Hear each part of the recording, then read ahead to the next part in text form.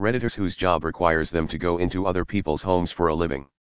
What's the most bizarre thing you've seen or found? Part 4. I'm a paramedic. And this is the funniest story I have. We have a frequent flyer in her 50s whose house is a pit. And there is just tons of stuff next to her recliner chair that she spends 97% of her day in. One of those items is a gigantic purple anatomically correct vibrator. Just hilariously sized. Everyone I work with knows about her chair-side equipment.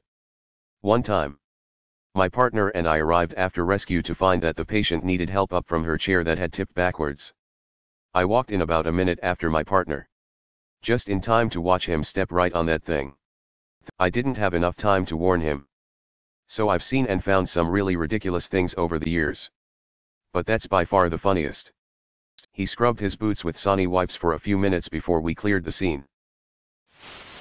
I'm an electrician and so I've certainly come across some stuff. How some people live is honestly frightening. I've been in house where you can hardly move. There's animal faces everywhere and the carpets were saturated in one room with human urine. However, there are some pretty crazy moments. I have come across countless sex toys. Often in places the customer knows I need to get to. The best I think though was coming across PS 50.000 cash all wrapped up in bags in someone's attic. Found one bag and was quite shocked. Then carried on working and started finding loads of bags hidden under the insulation. It was the customer's mother's house, who had not long passed. She was very grateful for us telling her we'd found PS 30.000 in her loft. Went to the estate sale of an elderly woman who recently passed. She lived across the street from my parents for a number of years. And they looked after her a lot. My dad actually is the one who found her dead in her recliner. After he went to check on her following a brief period of inactivity, she used to leave every morning to go get herself breakfast at McDonald's. Anyway, back to the estate sale, which was being run by the family that was hardly ever there for her. My mom and I walked in to find the very recliner the woman died in. This stained, ancient cursed-ass lazy boy that she very well might have pissed in with her final exhalations. With a goddamn price tag of $50 on it. My mom brings this up to the woman's sister, who didn't think it was any big deal. As far as we know, the damn thing sold. And someone is sitting in it right now, none the wiser. And this is why I don't buy used soft furniture. I have plenty of stories from my days as a cable TV tech. I've crawled under houses with mice and cat feces. I've been face to face with black widows, but the worst was by far the extreme hoarder homes. One old man's floor was literally trash. Like you couldn't see the actual floor. You were literally walking on piles of garbage. Awful. Just awful. I felt bad for him and asked if he had anyone who cared about him. His family basically abandoned him. Former EMT. For HIPAA reasons we'll skip to my being in the house. I went to go find my patient, who dispatch said was stuck in the very back of a mobile home. The inside was as I expected, given the outside and reported health and capability of the patient. Not trying to judge, but I need to get a good scene size up to help estimate patient care and anticipate necessary resources. The linoleum was torn and peeling. Holes in the floor to the subfloor and slash or ground at times. They're bird cages. No birds. But 2 to 3 feet of bird poop in places. The cabinets were full of Tupperware that was brown or yellow. The ceiling sagged. Plastic grocery bags of various biohazard materials. Sink full of dishes with bugs all over it. Fish tank with almost a dozen dead floating fish. And a layer of algae so thick it rivaled some sea kelp forests I'd seen. Not to brag or puff myself up. But this is normal. I expect this. And I've seen it all before. So far it's standard operating procedure. But when I stepped on that carpet in the bedroom, I almost gagged. It squished. I don't mean a little. I meant a step, and a puddle formed around my newly issued, formerly beautiful boots. And it wasn't clear. Or any other innocuous looking fluid. It was yellow. And smelled. When we got out, my partner and I smelled so bad my medic day shift manager equivalent, sent us home early. 3 hours into my 12. And had us shower and change and not come back until we smelled and looked normal again. Also, we got an entire new set of gear issued to us. In high school I had a friend who would babysit for this one family. One day she asked what to make the kids for dinner and the parents told her to just grab a roast out of the freezer. She found a big chunk of meat and left it in the slow cooker all day. When she went to serve it, the kids complained that it was too tough and chewy and refused to eat it. She asked the parents what kind of roast she had dug up when they got home. Turns out, it was a placenta from one of the children that they were saving to bury and plant a tree over. I don't know about bizarre, but it was pretty awesome. I was working as a window washer at the time, and went to this really nice house. The whole house had polarized glass windows that looked like mirrors from the outside. This was 2003 and they had a voice-activated security unit in the house which told you what windows and doors were open. But the main attraction, once you walked into the front door, was this beautiful, gigantic gun case. This case was made from bulletproof glass and polished metal frame. It was huge. And you could grab the case and spin it like a sunglasses rack. It had all kinds of different guns and ammo, all set up on display.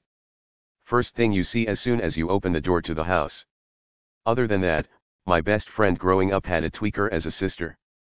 We once were asked to go clean out her house as she was being evicted. The house was fucked. There were broken tables with missing glass pieces, stools with a leg missing. What carpet you could see was trashed. And piles of rocks. Not even like crystals, which tweakers love, but like random yard rocks. Up to 80 pounds piled in places. I went into her son's room. He was around 7 at the time. And the hoarder shit was piled 5 feet high in his room. He had a narrow path that was between piles of broken toys, garbage, and clothing that lead to his bare mattress. I opened up the refrigerator and freezer and found it filled with skeletons and hides of many different kinds of animals. There were squirrels, birds, skunks, coyotes, cats, all in different states of decay. So of course, I go to my friend's sister, and am like, what the fuck is up with the dead animals in the freezer? And she tells me she just likes the way they look, and bring them home. A guy I used to be in a band with was also a pretty great handyman. He told a story that has been a running joke ever since about a time he went to paint someone's house. He goes in to start painting this woman's house and she comes down the stairs naked and says, "You're either gonna paint my house or eat my pussy." He did both. Not me, but my manager. We sell flooring and routinely go to people's homes to measure. My manager went to this guy's home. Kind of a sleazy old guy. Gives you really bad vibes. The guy answered the door shirtless. Took my manager down to the room he was to measure and there was a naked lady sleeping in the bed. The homeowner didn't even acknowledge her and expected my manager to do what he needed to do around the topless lady sleeping. It was really weird. The guy still comes into the store every now and then to get new flooring. Always a weird style of carpet or wood. Last time he came in and requested a measurement, he told us to contact his female associate. We honestly think he's some sort of pimp or sex traffickers. Emmys. Turns out the family I house sit for 2 to 4 times a year.